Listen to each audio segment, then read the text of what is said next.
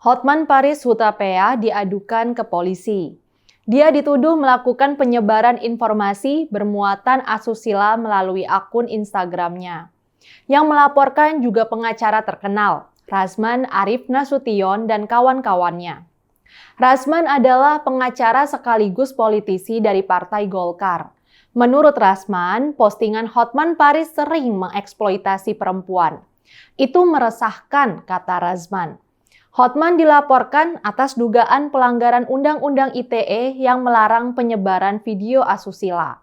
Hotman memang sering memuat foto-fotonya bersama banyak wanita muda berpenampilan seksi. Para perempuan muda itu disebutnya sebagai asisten pribadi. Setidaknya tercatat ada 27 aspri. Para perempuan dengan pakaian seksi dan bergaya sensual itu tampil seperti dayang-dayang Hotman. Mereka juga nampak tidak keberatan, misalnya dipegang-pegang atau direkam bagian-bagian tubuhnya yang sensual oleh Hotman. Hotman kadang menampilkan juga istrinya yang disebut sebagai petugas jaga harta. Tapi sebagian besar isi Instagramnya adalah foto dan video para aspri itu. Hotman santai saja menerima gugatan itu.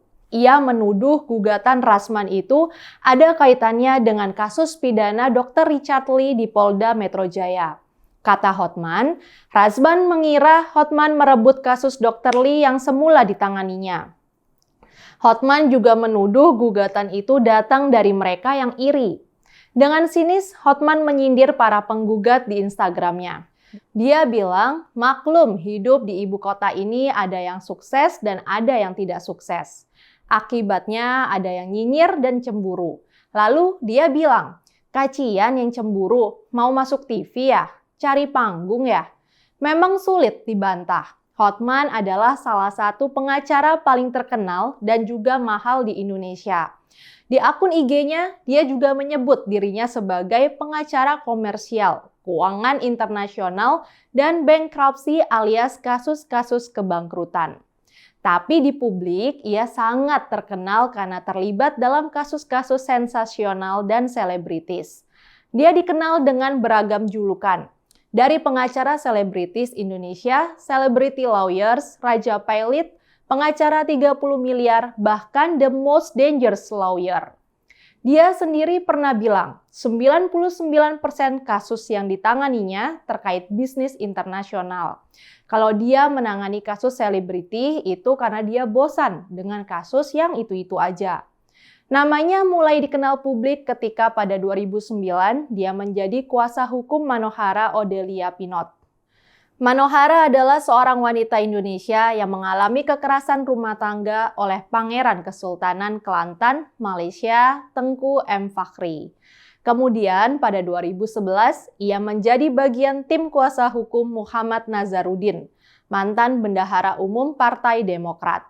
2 tahun kemudian, ia menjadi kuasa hukum Jennifer Dunn dalam kasus pencucian uang Tubagus Chairi Wardana alias Wawan, adik Gubernur Banten Ratu Atut. Wawan diduga memberikan mobil mewah Toyota Alphard Velfire kepada Jennifer. Ia juga menjadi kuasa hukum CEO Lamborghini Indonesia Jansen Yaptonaga dalam perseteruannya dengan artis pedangdut Dewi Persik pada 2014. Hotman mendampingi penyanyi Syahrini dalam beberapa kasus hukum. Salah satu kasus lain yang melejitkan namanya adalah ketika dia menjadi kuasa hukum guru Jakarta International School, JIS, pada 2014. Kedua guru yang dibelanya, Neil Bentelman dan Ferdinand Chion, dituduh melakukan pelecehan seksual di sekolah internasional tersebut. Hotman berkeras bahwa kedua terdakwa tidak bersalah dan jaksa penuntut umum tidak bisa membuktikan tuduhannya. Selain itu, Hotman mewakili Deddy Corbuzier dalam menghadapi somasi dari motivator Mario Teguh 2016. Kata Hotman, kalau dia kalah, dia akan membayar gaji 5 tahun Mario Teguh dan memberi cincinnya yang menurutnya berharga 1 Lamborghini. Hotman nampaknya sangat sadar untuk memasarkan image dirinya. Hotman juga kreatif menjual dirinya. Saat ini saja, dia memiliki talk show The Hotman di Trans TV.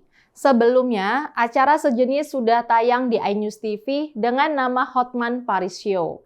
Di dalam talk show tersebut, Hotman mengangkat kasus-kasus hukum di tengah masyarakat.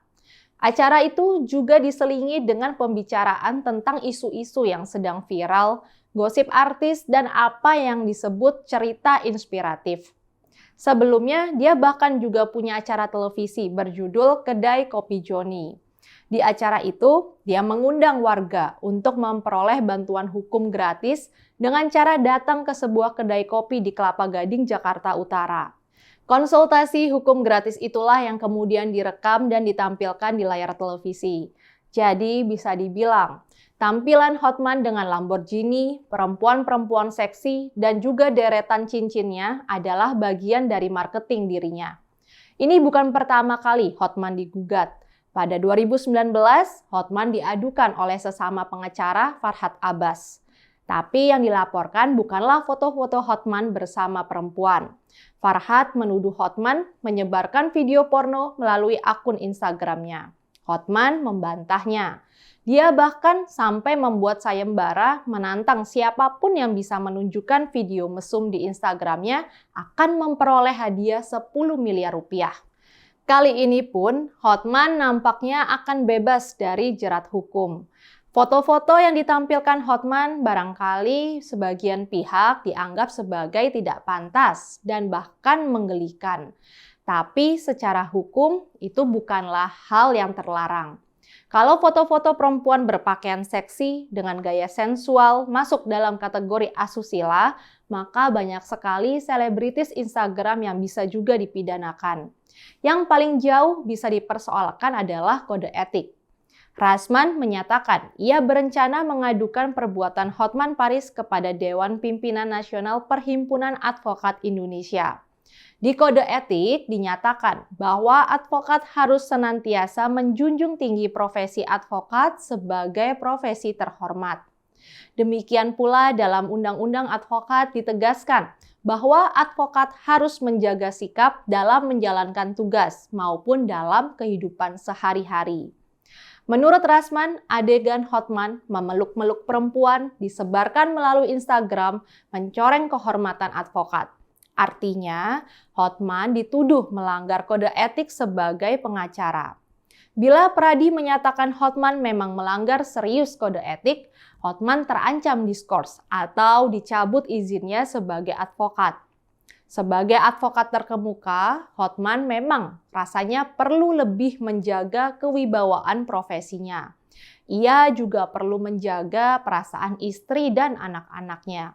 Ia bahkan perlu menjaga kehormatan para perempuan di Indonesia.